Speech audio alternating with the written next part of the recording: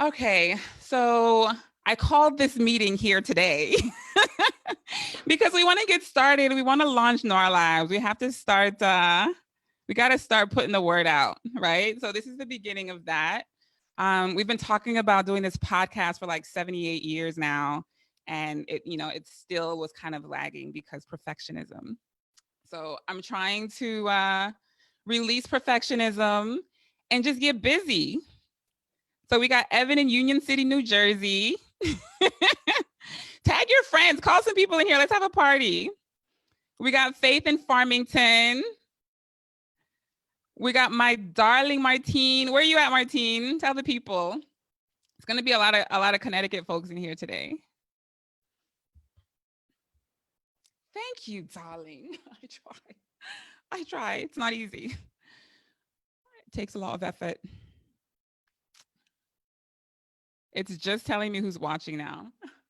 Okay, so yeah, the purpose of this live is to just reconnect with you guys. I wanted to see everybody. Let's just keep talking, right? Things are crazy right now. Things are insane right now all over the world. And it's time to build a movement. It's time to change the world. It's time to say goodbye to the fuck shit.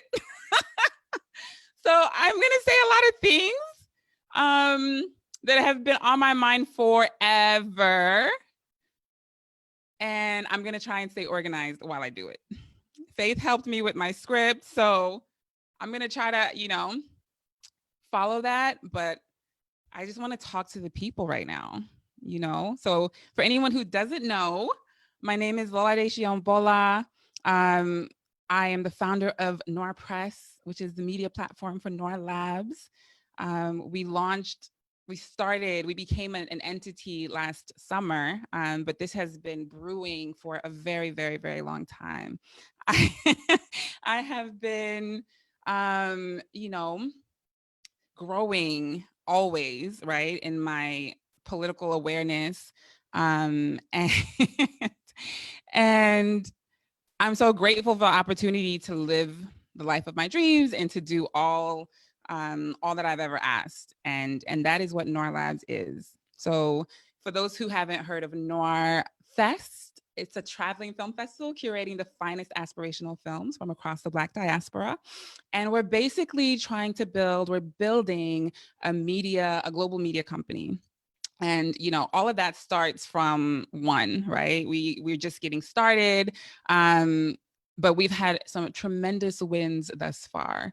So shout out to the Gates Council, shout out to Harambe, the Harambe Entrepreneur Alliance, shout out to Sci City at Yale. So much support has been poured in our way. And, I'm just so grateful. I'm so grateful. So thank you to everybody who's been supporting NOIRFest thus far, everybody who's come to our events. Thank you to my WhatsApp group. Shout out to NOIR fam. I love you guys. Thank you for giving me the courage to come out here. It's been a journey, and I feel like it would be irresponsible to hold on to my story. I feel like it would be irresponsible to not share what's on my heart. And the Holy Spirit has been on my case about just getting my message out there. So that's what this is.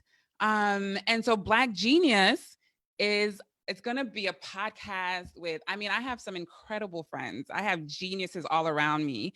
And I just it's become normal. And when you're surrounded by geniuses, you don't realize what a blessing that is. And I'm just grateful for all the people who have surrounded me, have poured their genius into NOIR Labs and NOIR Fest. Every step of the way. This is really a Yale-born, baby. I started out with an idea of some sort of cultural database when I got to Yale in the fall of 2017, and it just became this. I always had the idea of the Traveling Film Festival from when I did the Nollywood events in New York, but all of it really came together at Yale. So I really have to shout out everybody who's been supportive, who has, given me your insights or your thoughts on this idea, on this dream, and how it can move forward. So with all of that said, I'm gonna start the podcast. I'm gonna start the story. My story started in Lagos. For anyone who doesn't know, I was born in Lagos, 84. So Surulere, I still have family who lives there. When I go back home, I visit Surulere. And it really is always like a flush of joy and emotion to be in Nigeria. So I'm so grateful. Shout out to my family in Nigeria. Um, there's a whole story. So I started out in Lagos, moved to the UK for a couple of years, and then moved to the Midwest, Missouri, which is where I grew up, with my mom, my stepdad. I'm the oldest of seven, but there were four of us who grew up in Missouri. And there was a very tiny Nigerian community, but not, we didn't have the luxury of experiencing Nigerianness on a daily basis. Our parents worked a lot. So my siblings and I were really raised by television and film. And we watched, The Godfather. My mom was a big Al Pacino fan, so I watched so much of his stuff. And so I watched The Godfather over and over and over again. And my mom took us to watch Malcolm X when I was about 7 years old in the theater. And this is not something that she ever did, this wasn't something that we did often. My parents we were not poor, but we were not middle class. We were somewhere in between, lower on the spectrum. But we made it work. My parents were able to buy a house. Like they just, it's the immigrant dream. So I'm really grateful to be, at Cambridge, to have gone to Yale, because it wasn't a clear road. Right? It wasn't like, I didn't have those rich grandparents or folks who could pave the way for me. So Missouri, and then I ended up in New York, and that was how I started the Yoruba Cultural Institute. When I got to New York, I had a computer science degree and I needed money, and so I became a network engineer. But that work did not feed my soul. I was walking around reading Che Guevara books and all sorts of things, with my little army jacket, and they all thought I was crazy. But I was like doing engineering work for these hedge funds, and I had no joy from it. And as I was getting politicized, I was like, I have to do something. I have to contribute to change. Like, I can't just, like, everybody just complains all the time. For how long are we going to just complain? Eventually we got to do something, right? We have to change things. So that's how I started brewing, and thinking about getting a PhD. I wanted to study African history and produce knowledge, and I wasn't sure where or how to go about getting a PhD. So eventually, I kind of quit my job and I was miserable at the job. And like 4:55 on a Tuesday afternoon or something, I'm like, hey, today's my last day. And that took me down this journey of like finding myself, learning Yoruba, connecting with activists, and not, people are leaving. So I'm like, what's going on? I need to not look at that. But that took me down a path of like not having money, but being really fulfilled and having the opportunity to just like search and pursue what I cared about. And in that time was in that time that the Yoruba Cultural Institute was founded. I started it with a friend of mine. Well, I started at the Oduduwa School, actually, founded by Kentucky Washington. And after a couple of sessions with the Oduduwa School, we kind of drifted apart. And I was now married to my Yoruba teacher, and we started the Yoruba Cultural Institute together. And so that was how I found out that it wasn't just Nigerians who grew up in the West who wanted to learn their culture and their language. It was people across the diaspora. Kentucky's from the States, from the South. And she was so passionate about learning Yoruba, about reconnecting with her culture. And I was like, wow, and she brought in this whole population of people who practice Orisha, and who, whether they're from Jamaica, whether they're from Brazil, people from all over the globe who were super excited about Yoruba culture. And I was like, wow, this is, and I sat with it for some time, but I really wanted to create an opportunity for people to learn African cultures that's fun, that was rich. Sitting there reading books and going through curriculum is like, shoot me now. Like, I'd rather not ever do that. Just show me some films, play me some music. And so that was the real core of what we did at the Yoruba School that was different, was just this idea that you could learn Yoruba through film and art and literature, and engage with it in a fun way. And so that was how we started the Yoruba Film Series, which became the Nollywood Film Series. We had our first event in 2013 at the Studio Museum of Harlem. And from there, did an event, a partnership with NYU in 2014, and premiered October 1, which is actually on Netflix right now. If you have, I know it's on in the UK, so check your Netflix for October 1. Really, really great movie. I would love to know what you guys think about it. But we showed October 1. We showed Half of a Yellow Sun. I don't know if that you can get that on Netflix. It might be on Amazon. That's also really, these are two of my favorite films from Nollywood ever, right? So shout out to B. Bandele, director of Half of a Yellow Sun. Shout out to Kunle Afolayan. Really tremendous artist. We showed Andrew Dosumu's Mother of George. Shout out to Andrew. And these artists were very gracious about allowing me to share their work, with the community. And people really, really, really loved the experience. I'll never forget that day. It was a struggle because I had very little of a team left by the time the event happened. But the people who did come really, really enjoyed themselves and, really held on to me, like, you have to keep doing this, and just the idea and experience of seeing yourself on screen, looking amazing, right? Having happy, joyful stories, connecting the stories of Black people loving each other and looking out for each other. How come there's so few of those stories? We need those types of stories. And these were the types of film, the films that I wanted to show. Somebody tag Oni. Oni's texting me. Tell him to get in here. But these were the kind of films I wanted to show forever, And at the end of the NYU event, I was like, I got to figure out a way to make this work. But I was so depressed because it was really, really, really hard. Like, by the end of that event, I had no money. I was in debt to my sister. you know, it was like, oh, Oni's here. Hi. I was in debt to my sister, but everybody, the energy that I felt from that night, everybody was just like, you have to keep doing this. We need this. This is necessary. So, we would have the films, we would have panels, and then we would have, an after party. So we always did the social element. And that was, of course, the best part of it. So you go and have an after party we did Les Ambassades actually in 2013. I don't know if they're still open. Gorgeous little place, really positive energy. The most amazing thing about New York, which is why a lot of people have been able to have these like sort of on the ground events, is because Africans do look out for each other in New York. So somebody will say, yeah, you can use my space. I'll just, charge you for the food or whatever, but if we were to go to some of these bigger establishments, like, they would be charging your whole body. So it was really because of the community pulling together. Applause Africa helped get the word out. So many people just showed up for me on that day. Shout out to Isa by Isa, leather wallet maker. He's amazing. Dolakbo, you guys just kind of showed up and pulled the weight and helped me get through that day, because I wouldn't have made it through otherwise. It was really a lot of work.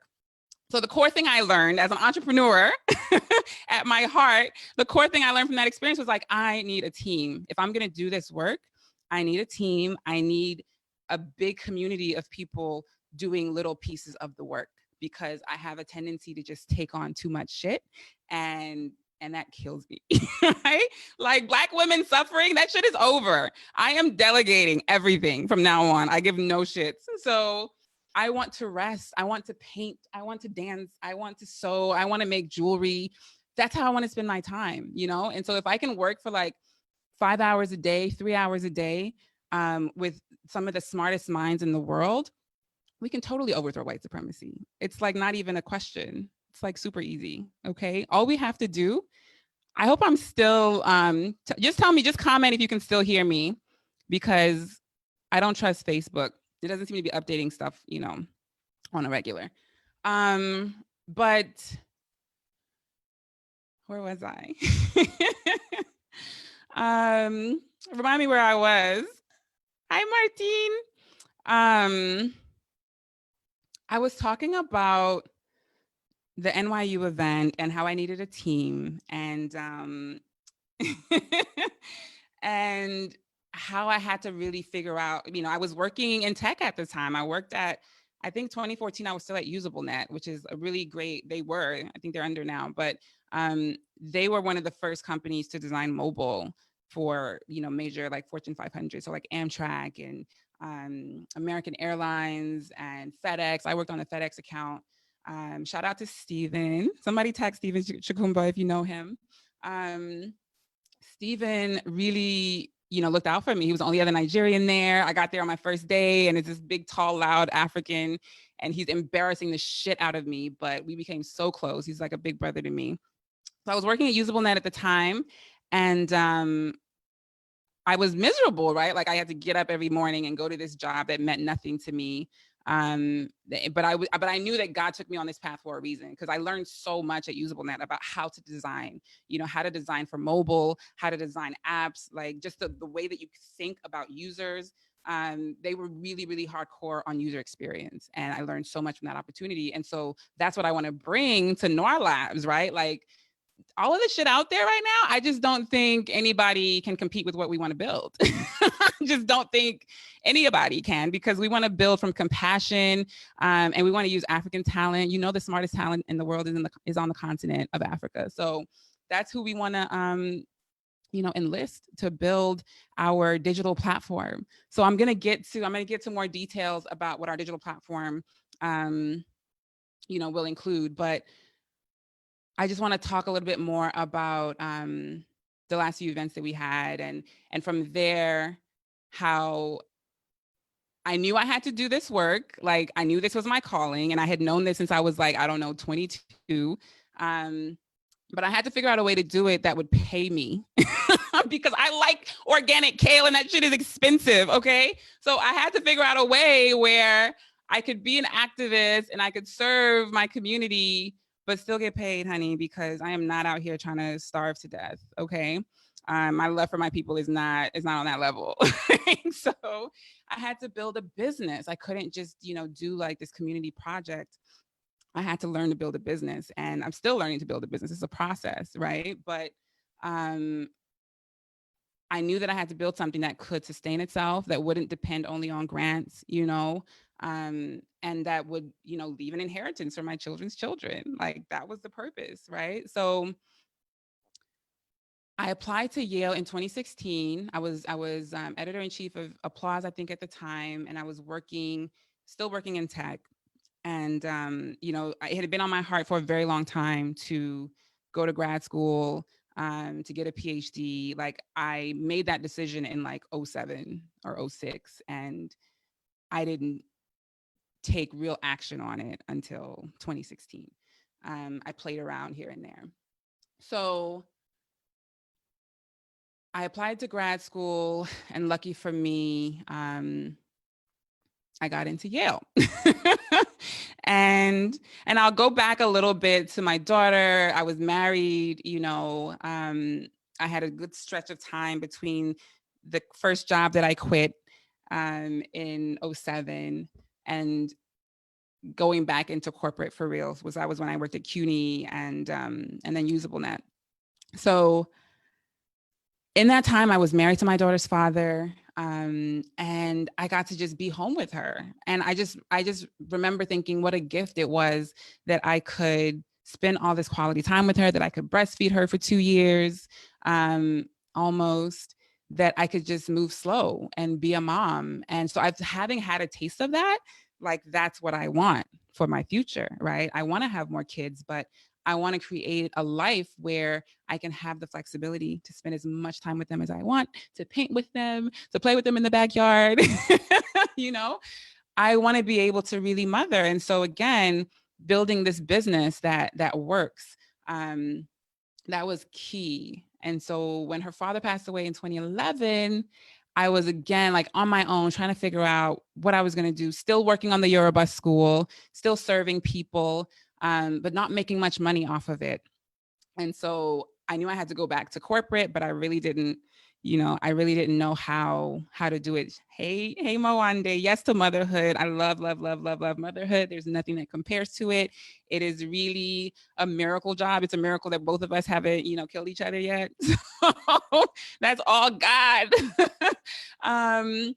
So yeah, he passed away, and then I got this call like 2 months later, like January of 2012. These people, we had a website, we had a Facebook page, and a couple were like, we want to come out to Brooklyn and learn Yoruba for a week. And I was like, what? And they paid like $4,000 to come to Brooklyn and learn Yoruba for a week. And I was like, okay, how do I find more of these people? Right? And they came to Brooklyn. It was the dead of winter. They were coming from California. I'm still blown away by this shit. And it was the dead of winter, and they came and they did 8 hours of Yoruba lessons every day for like Monday through Friday. And I hired two teachers, and they worked with them one-on-one for a whole week. And they were blown away by how much they improved, of course, at the end of the week, right? They learned, like, I don't know, a ton of curriculum, right? And we designed it such that they were doing audio and they were doing dialogue and they were, watching films, and they really got a lot out of it. And I just felt like, wow, I wish I could do this on a larger scale. I wish I could, you know, bring this opportunity, this access to African culture to everybody who wants it, not just the few who can afford it, right? And so that stuck with me, and I kept, posting about classes, and we would have classes in groups here and there. But eventually, I saw the opportunity to focus on the film, and I wanted to scale from, Yoruba. Shout out to Sheon Ario, who helped me out back in those days. He told me to focus on Nollywood instead of just Yoruba films. And I sat with that for some time. And that was how the Nollywood film series was born. And so, like I mentioned before, we had the Studio Museum event, we had the NYU event. Um, and then I went to TIFF. I went to the Toronto Film Festival in 2016. They had an event just for Lagos filmmakers. And I had been in Nigeria for most of that summer. I really wanted to move back. But again, I was working remotely for a tech company. But again, I knew I wanted to be in Nigeria, living a comfortable life and doing what I really enjoyed doing. Right. And so I found out about TIFF and I was like, I just have to go. I didn't know anybody there. I didn't have tickets. So I was like, I have to be there. I have to meet these people. I have to find out where their heads are. I have to see some of these films. And so I had an amazing time at TIFF. And that was where I met Chioma Ude, who runs she runs AFRIF out of Lagos. It's the biggest West African film festival, I believe. And, we text all the time. She's amazing. I'm going to bring her on here. And I met Chioma and so many other filmmakers. Kemi Adetiba, the director of King of Boys. And I talked to a lot of these people about, like, what did they need? What were they looking for? What were the issues in the industry? And of course, there were panels and stuff at TIFF. And so those conversations at TIFF, I pitched this idea to Kunle Afolayan of a traveling film festival, because I knew that for him, he was struggling to get his content to more screens, right? Like, he makes great content, especially back then. And for those filmmakers, it was ultimately about the money to produce the quality of film that you want, and the screens to distribute those films, right? And if you have 37 theaters in the whole of Nigeria, how are you going to get your work out to the world? And again, I saw an opportunity, but I knew I had to build a business, and I needed those skills. So it was in 2016 that that fall, I applied to Yale. I got into Yale. And again, I was still thinking about film, and I was thinking about cultural database. Like, how can you have a place where you go and you can just, like, search for, you can get a translation really quickly. You can make friends on this platform. The key thing I learned about learning a language when I was learning Yoruba is that you need to be friends with your teacher, right? Like, your teacher needs to be somebody who can actually understand you, who you can actually build a rapport with. And we did a really great job. We had amazing teachers that worked with us. Shout out to Dayo Akombi, gosh, Atoyin, Lao Lusembanjo. If you guys have ever heard of Afro Mysterics, he did the body paint for Beyonce's video. He taught for us once upon a time.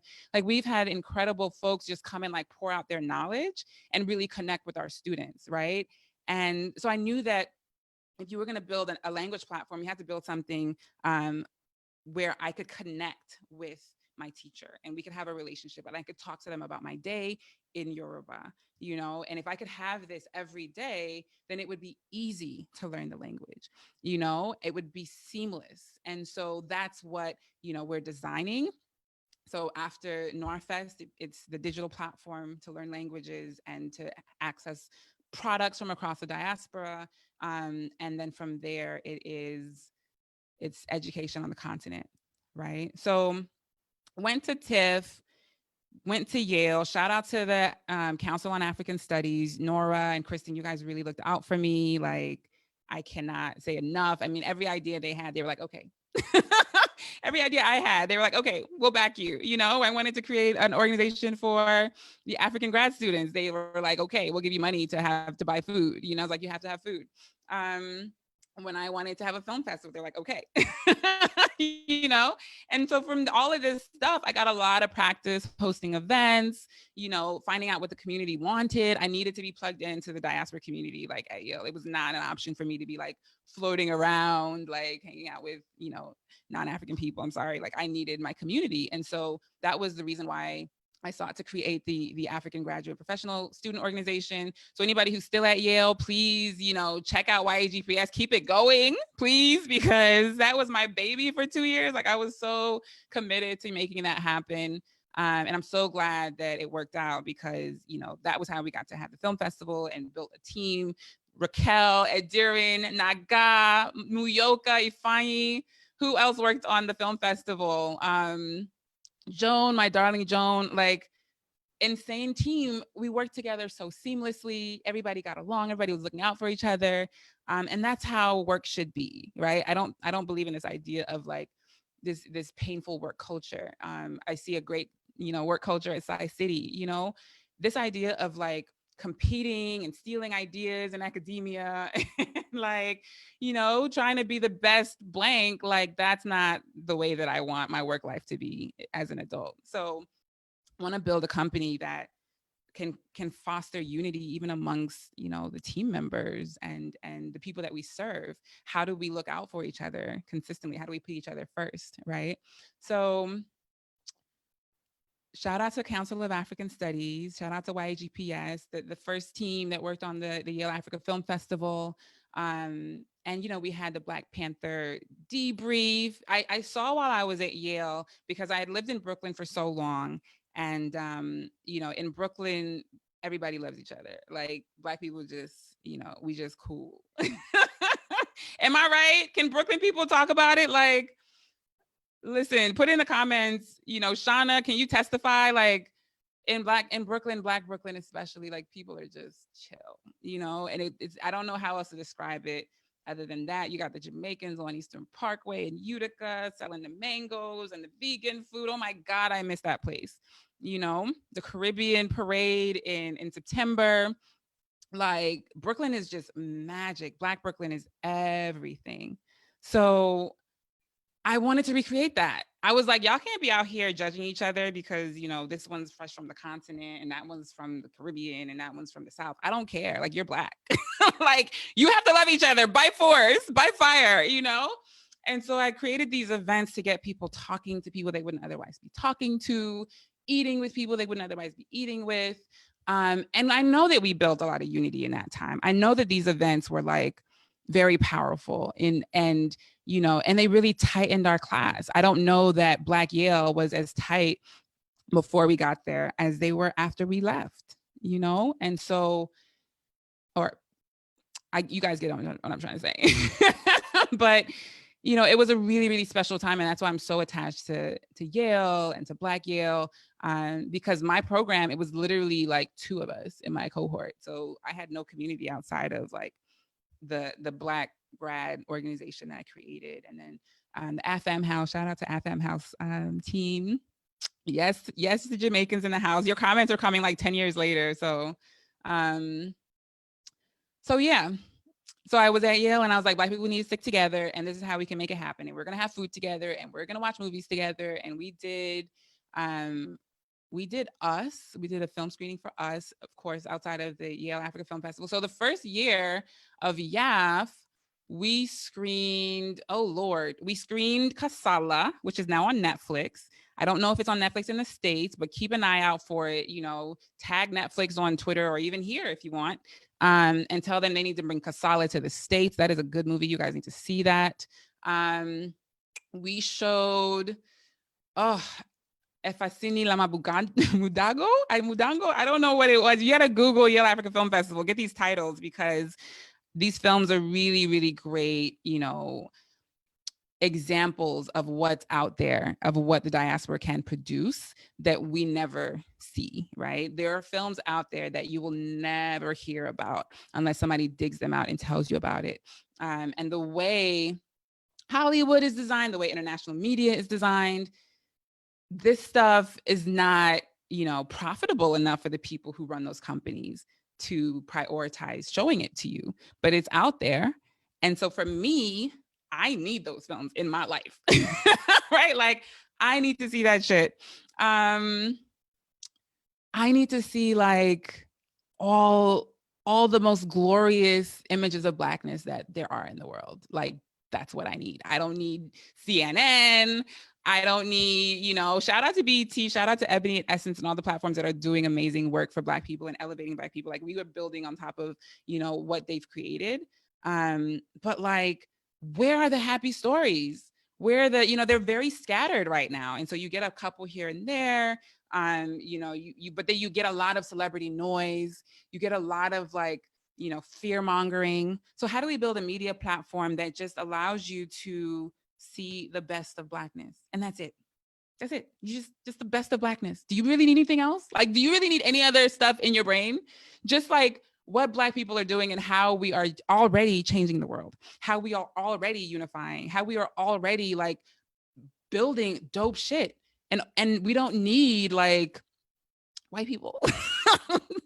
We don't need them to save us. They're not going to save us. We have to save ourselves, right? So we can either complain forever and, be mad, or we could find the power within. I've been meditating lately, and it's the best thing in the world. You have to try it. And oh my God, I just wish somebody had told me about meditating when I was like 3. I just think my life would have been so much easier. Like, where is this education? Right? So I think we have to look within, find our power within, and build the world we want to live in. Like build the world that we want to live in. And that starts with storytelling. We have to tell ourselves that, you've heard of the law of attraction, I'm sure. I'm sure you've heard of The Secret. I'm sure you've heard about all this stuff about affirmations and manifestation. That shit is real. I manifested this apartment that I'm, this house that I live in. This is exactly what I wanted and I got it. I manifested this program, right? Like manifestation is real. I'm sure there are things that you guys have manifested in your lives. Please comment below if you've manifested anything. Martina's always talking about manifesting money. Like tell the people about it. We have so much power as individuals, and collectively our power is off the charts. And if we simply put our differences aside and come together and build what we want, agree on what we want, then we are ultimately instantly liberated. Like that's what it all boils down to. Liberation it starts with you as an individual, connecting with the next person who's liberating themselves and focusing on unity, focusing on what we want rather than what we don't want, what we need, what we desire, making sure that, we're putting our energy in that direction every day. That is what liberation is.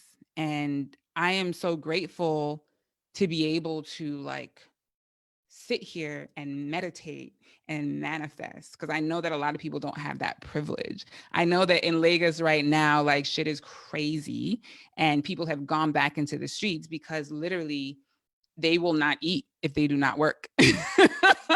They will not eat if they do not work, if they do not do whatever it is that their parents did or their neighbors did, that is their only chance at survival. So this idea of telling them to quarantine, it's a really great joke because like literally you're quarantining them to starve to death. People would rather die working and, providing for their families than they would die sitting around the house. So I think about that all the time. I think about how simple it is to just integrate art and technology, design beautiful products. That what if there was an app where you could like, take a picture of a leaf and it tells you like what power it has. I took all these pictures. I take walks every morning or as often as I can. I'll take walks out in Cambridge. It's fucking gorgeous here. You guys need to come and visit me. I'm dead serious. The air is like salad. Like, I don't know how else to describe the air here. Like, you walk out the door and it's like literally like you're eating a salad just from the air. It's so thick with chlorophyll that I'm like, I know every toxin in my body is being flushed out just for me taking this walk, because like it's so fucking clean, the air here. Like, how can I live in New York again or London? So what if there was an app that would allow you to take a picture of a leaf, and you're like, and then you could find out like, you know, what that leaf, what its like nutrient qualities are, like what, if it's edible, if it's not, is it medicinal? Like we have tech for that. I know we have tech for that. We have imaging tech that the medical people are trying to use right now. You know, like there's so many ways that we can use art and technology to liberate ourselves. And that's really what the idea of NOIR Labs is. I think I closed up the story. You know, if you guys have any questions or any holes that I missed in the story, please comment. If there's anything else that you want to know about, we have 4 minutes left. I really should end on time because Faith says the best podcasts are 30 minutes. So, so I think I'm going to try and wrap it up. So please comment below if there's anything that I haven't spoken about that you would like me to talk about. But yeah, I just want you guys to know that, you know, this is who we are. This is what we stand for. These are our values, are liberation. Liberation now, liberation forever. Manifestation of the world that we want.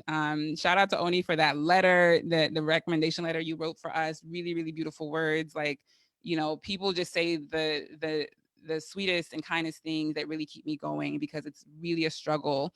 And we're going to start, like, we want to build this app, but it's going to cost 100K. So we're right now, we are working on getting our visuals together. So, you know, you see our nice little diamond logo that I just built on my laptop, but we need a really fire ass logo. And so we're looking for artists who can help us create a really strong brand.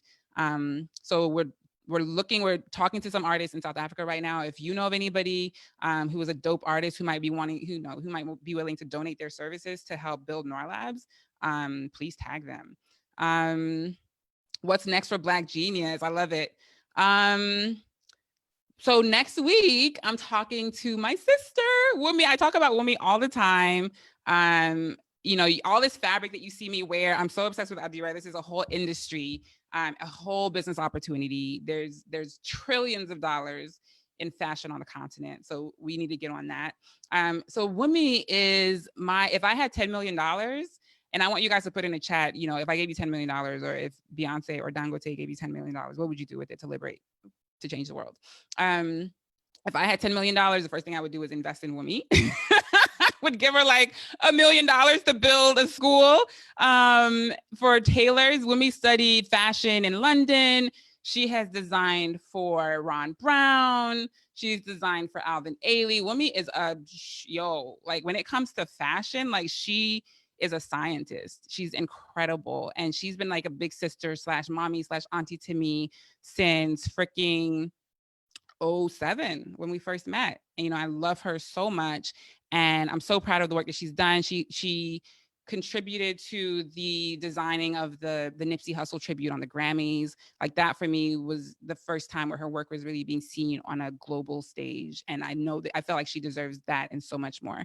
So I'm excited to have her on here next week talking about her line. She's in Nigeria right now. She's one of the people I get like on the ground commentary from. She's telling me how it is. We're talking about medicine and fabric and how Adire and African fashion has blown up in the last decade. You know, when I first moved to Brooklyn and I was wearing all this African fabric because I was obsessed with it from childhood. We had a family friend who was into batiks.